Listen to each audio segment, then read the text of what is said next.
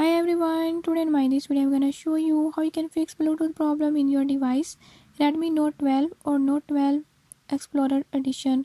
In this device, if your Bluetooth is not working or is not connecting with any other device, I'll tell you few tips and tricks that you can use to fix it. Before I start, if you're new to my channel, don't forget to subscribe and press bell icon. Watch complete video and learn how you can fix it. Let's watch the video.